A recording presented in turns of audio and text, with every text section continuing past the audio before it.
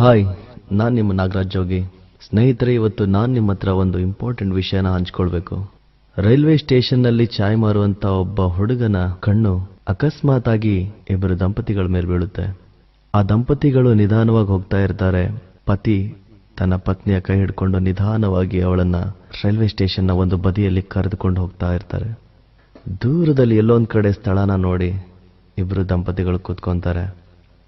ಅದೇ ಸಂದರ್ಭದಲ್ಲಿ ಆ ಕಡೆಯಿಂದ ರೈಲು ಬರುವಂತ ಸೂಚನೆ ಸಿಕ್ಕ ತಕ್ಷಣ ಚಾಯ್ವಾಲಾ ಹುಡುಗ ತನ್ನ ಕೆಲಸದಲ್ಲಿ ಬ್ಯುಸಿ ಆಗ್ತಾನೆ.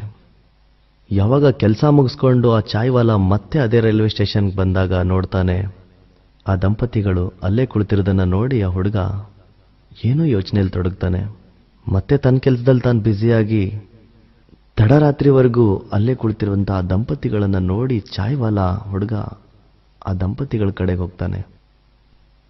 ತಾತ, ಬೆಳಗ್ಗೆಯಿಂದ ನೀವು ಯಾಕೆ ಇಲ್ಲೇ ಕೂತಿದ್ದೀರಾ? ನೀವೆಲ್ಲಿ ಹೋಗ್ಬೇಕು ಅಂತ ಕೇಳ್ತಾನೆ. ಆವಾಗ ತನ್ನ ಬಲಜೇಬಿನಲ್ಲಿರುವಂತ ಒಂದು ಕಾಗದದ ತುಂಡನ್ನ ತೆಗೆದು ಆ ಚಾಯ್ವಾಲಾ ಹುಡುಗನ ಕೈಗೆ ತಾತ ಕೊಡ್ತಾನೆ. ಮಗ, ನಮ್ಮಿಬ್ರಿಗೂ ಓದಕ್ ಬರಲ್ಲ, ಇದರಲ್ಲಿ ದೊಡ್ಡ ಮಗನ ಅಡ್ರೆಸ್ ಇದೆ.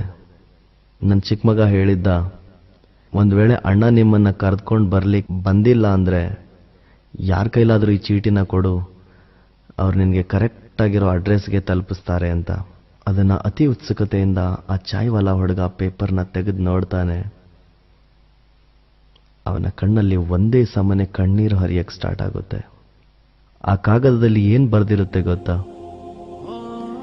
ನೀವ್ ಯಾರೇ ಆಗಿರಿ, ದಯವಿಟ್ಟು ಇವರಿಬ್ಬರನ್ನ ನಗರದ ಯಾವುದೇ ವೃದ್ಧಾಶ್ರಮದಲ್ಲಿ ಭರ್ತಿ ಮಾಡಿ, ನಿಮ್ಮಿಂದ ದೊಡ್ಡ ಉಪಕಾರ ಆಗುತ್ತೆ ಅಂತ ಬರೆದು ಕಳಿಸಿರ್ತಾರೆ. ಸ್ನೇಹಿತರೆ, ಧಿಕ್ಕಾರವಿರಲಿ ಇಂಥ ಮಕ್ಕಳಿಗೆ. ಇಂಥ ಮಕ್ಕಳ ಬದಲು ಬಂಜೆಯಾಗಿರುವುದೇ ಎಷ್ಟೋ ಲೇಸು ಅಂತ ಆ ತಾಯಿ ಮನ ಕೊರಗೋದಕ್ಕಿಂತ ದಯವಿಟ್ಟು ನೀವು ಕೂಡ ಯಾರು ಇಂಥ ತಪ್ಪು ಮಾಡಬೇಡಿ. ಪ್ರಪಂಚದಲ್ಲಿ ತಂದೆ ತಾಯಿ ಸೇವೆನೇ ಅತಿ ದೊಡ್ಡ ಪೂಜೆ. ಅದಕ್ಕಿಂತ ಪುಣ್ಯ ಇನ್ಯಾವುದರಲ್ಲೂ